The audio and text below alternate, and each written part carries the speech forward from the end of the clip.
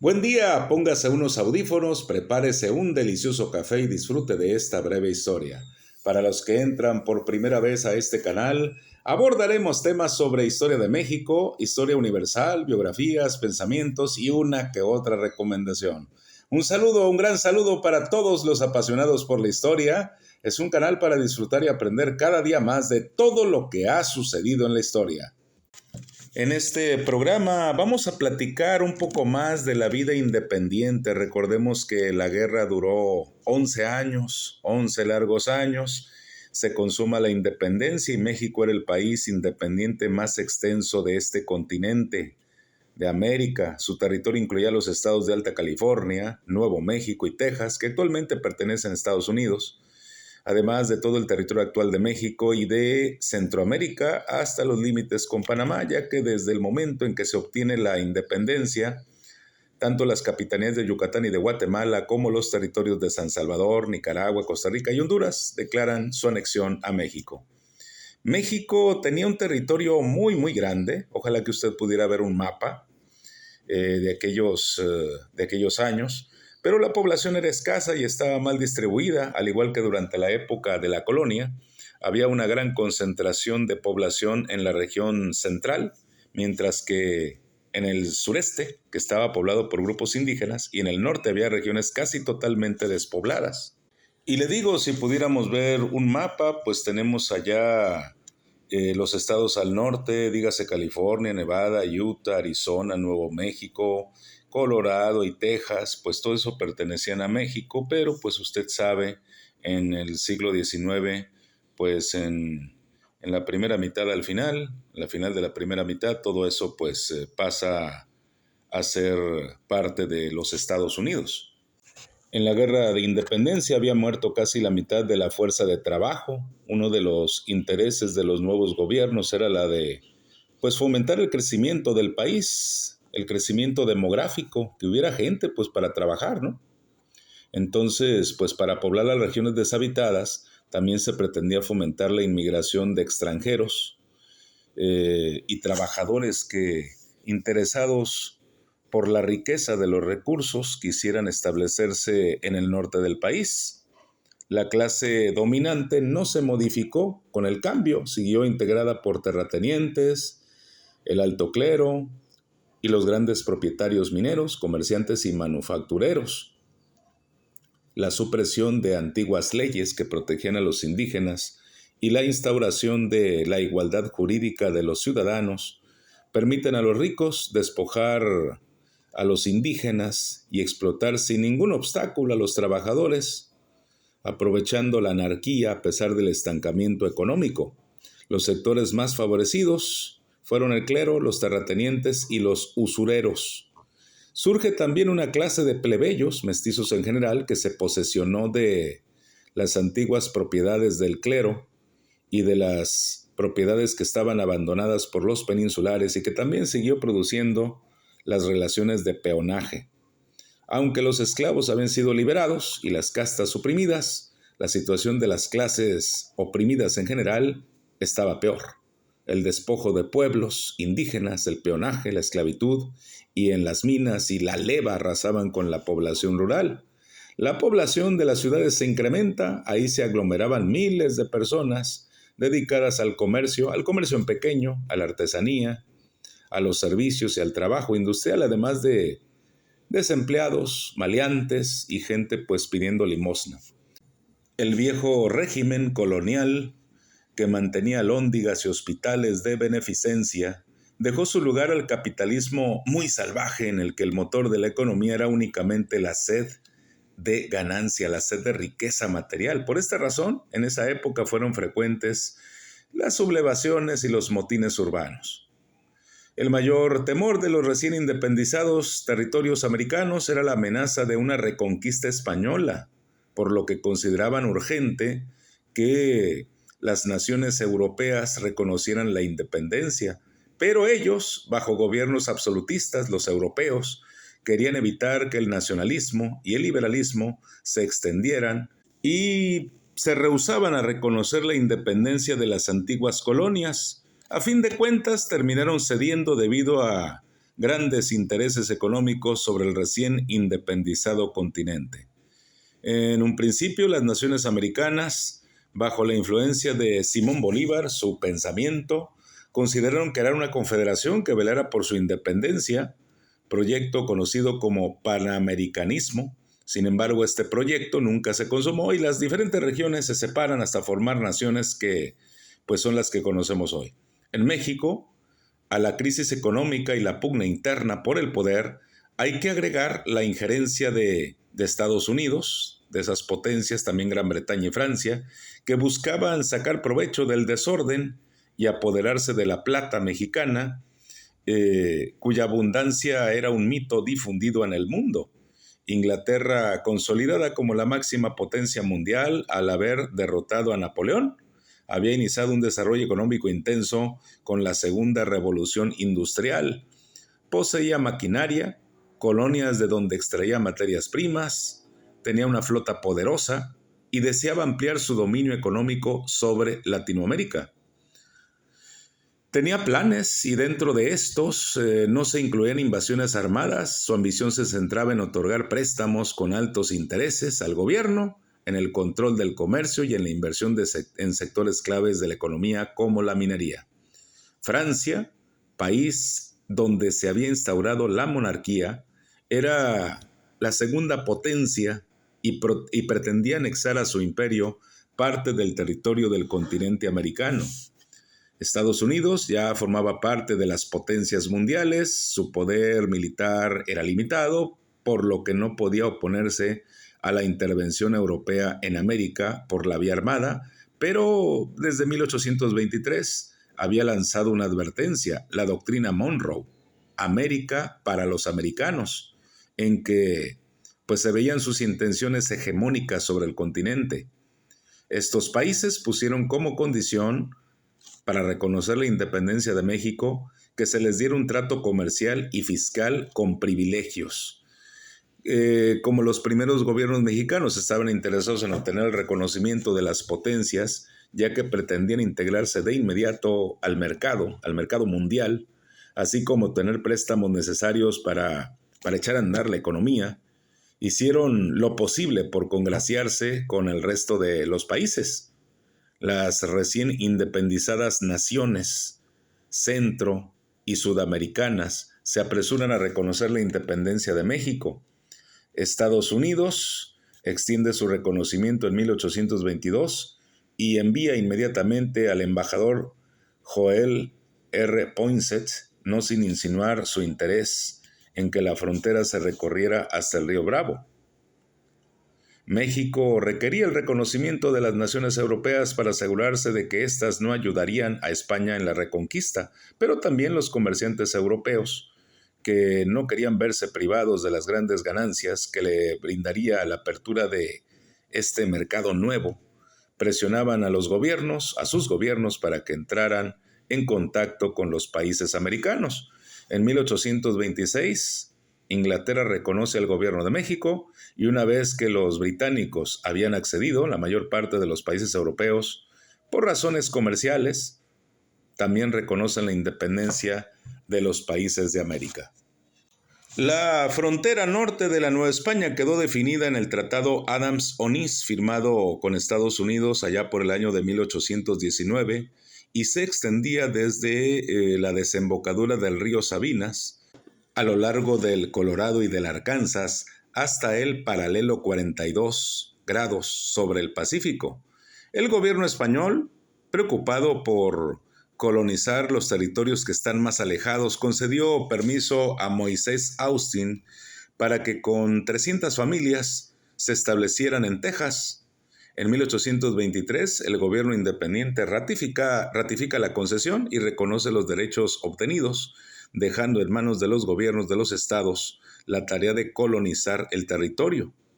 El interés por poblar estos lugares para defenderlas de la incursión de los indios desplazados por la expansión estadounidense, facilitó las concesiones con la única condición de que los colonos profesaran la religión católica. La administración de estas provincias se dejó en manos de los colonos que vendían las tierras a católicos y no católicos, admitían fugitivos, delincuentes, e introducían esclavos. Así, los estadounidenses llegaron a constituir el 90% de la población en las regiones del norte. Después de la Guerra de Independencia, México se encontraba en la bancarrota. Y es que independizarse, pues, es no tan fácil, ¿no? Hay que hacer gobierno, hay que hacer cosas desde el inicio, pues, bien hechas. Hay deudas que probablemente se le achaquen, etcétera, etcétera, ¿no? Para impulsar el desarrollo económico se vio la necesidad de pedir préstamos al exterior y de facilitar la inversión de capitales extranjeros. En 1825, Inglaterra otorga el primer empréstito al gobierno de Guadalupe Victoria, que fue, pues como lo sabemos, el primer presidente de México, con lo que se inicia poco a poco el endeudamiento de nuestra nación. Los gobiernos independientes, como no eran sujetos de crédito, recurren a prestamistas extranjeros y nacionales que cobraban altos intereses para financiar el desarrollo. Con esa visión de una expansión capitalista, la imagen del progreso que tenían las clases mexicanas en el poder estaba sustentada en el desarrollo industrial, por lo que el ministro de Relaciones Exteriores del gobierno de Guadalupe Victoria, primer presidente de México, Lucas Alamán, se asocia con los ingleses para revitalizar la minería. Los ingleses tenían interés en las riquezas mineras mexicanas y pronto reconocen la independencia con el objetivo de establecer sociedades inglesas que, asociadas con el nuevo gobierno, restablecerían con técnicas modernas el antiguo esplendor minero. Pero sucede que la infraestructura existente en México pues era muy precaria. Las instalaciones de los puertos no estaban equipadas, ni los caminos hacia las minas hasta las minas se encontraban en condiciones de soportar el peso de los vehículos que transportaban las máquinas. Durante la colonia, las minas habían sido explotadas con técnicas primitivas, eran cuevas sin comunicación, sin soportes, no había ventilación, no permitían la instalación de bombas ni de maquinaria moderna. La mano de obra presenta también un problema por el despoblamiento a causa del cierre de minas. Se tuvieron que importar trabajadores a las zonas mineras, pero estos no estaban adiestrados en el uso de la nueva maquinaria. Por todo esto, el experimento de la inversión inglesa en México fue un fracaso y estas compañías no logran recuperar el capital invertido. Más tarde, bajo el gobierno de Bustamante, Anastasio Bustamante, Lucas Alamán funda el Banco del Avío para impulsar la producción de textiles, esto en Puebla. Sin embargo, este proyecto también fue pues un relativo fracaso, ya que la maquinaria importada, su transporte y su instalación eran muy caros y riesgosos. El salario de técnicos era pues alto y las refacciones muy difíciles de conseguir, de adquirir. Aunado a estos obstáculos, las aduanas internas dificultaban la circulación de mercancías, por lo que los precios de los productos importados resultaban más bajos que los de los productos elaborados en el país, además de que las costas y fronteras despobladas facilitaban el contrabando. El aislamiento de los mercados regionales y lo rudimentario de los medios de transporte hacían imposible integrar un mercado. La incipiente capacitación de los trabajadores y las condiciones de explotación extrema hacían que la producción fuera baja. Y para terminar, los altos impuestos sobre la producción que cobraban los gobiernos estatales y federales hacían incosteable la inversión. Pese a esto, el capitalismo se abría paso lentamente. Poco a poco se modernizaban los métodos de producción y el comercio se integraba en forma ordenada y permanente. La burguesía iba surgiendo, principalmente en las ciudades, y tomaba el control de la nueva nación con el apoyo del Estado. Se logra la independencia, México había roto las ataduras con la metrópoli y aunque tanto la estructura socioeconómica como la política permanecieron intactas, por decirlo de algún modo, el Estado estaba totalmente desarticulado. En lo legal, al ser abolida la esclavitud y declarada la igualdad de todos los ciudadanos ante la ley, estos tenían iguales derechos, pero en la realidad las condiciones en que vivía la gran mayoría de la población no había mejorado. En Nueva España no existía la igualdad de los ciudadanos ante la ley, sino que la sociedad estaba constituida por corporaciones que tenían diferentes obligaciones y también derechos. Entre las corporaciones más importantes se encontraban la Iglesia y el Ejército. Los insurgentes habían luchado por eliminar el fuero y los privilegios de que gozaban las corporaciones, ya que atentaban contra la idea de igualdad. Sin embargo, la nueva clase dominante se diferenciaba poco de la anterior, pues seguía formada por la aristocracia criolla, los miembros del clero, los dueños de minas, los comerciantes, los terratenientes, los altos mandos del ejército virreinal. La única diferencia era que los peninsulares habían sido desplazados por los criollos, y que a esta clase se habían integrado algunos caudillos insurgentes. Todos ellos tenían ideas e intereses diferentes y ninguno tenía experiencia, pues, para gobernar, por lo que, pues, esta relación siempre fue conflictiva. Además de encontrarse en una situación económica de pobreza, el país se vio afectado por intereses personales y por rivalidades entre corporaciones y caudillos. Los grupos menos favorecidos, que habían luchado, aspiraban a que las reformas propuestas por los caudillos se hicieran realidad mediante el establecimiento de un régimen republicano que, pues, fuera semejante al de Estados Unidos. Este país que había logrado su independencia recientemente, era el ejemplo a seguir de los nuevos políticos mexicanos. Pero los integrantes de la clase alta, de la clase acomodada, esperaban a que se instaurara una monarquía con algún miembro de la dinastía borbónica en el trono para así poder conservar los privilegios, o sus privilegios, ¿no? A pesar de que se reconocía a la religión católica como la única permitida, las luchas entre los gobernantes y la Iglesia continuaban. El Estado consideraba que, siendo heredero del real patronato otorgado por el Papa a los reyes españoles, tenía derecho a nombrar a los representantes eclesiásticos, pero la jerarquía se negaba a quedar bajo el dominio del Estado. La bancarrota en la que se encontraba la nueva nación convierte a la Iglesia en el centro de las discusiones. Algunos consideraban que era necesario usar los bienes de dicha institución, como lo habían hecho los reyes borbones, para sanear la hacienda pública. Sin embargo, disponer de estos bienes provocaba un dilema de conciencia, ya que México se había definido a sí mismo en el Plan de Iguala como un país católico y que no toleraba ninguna otra religión.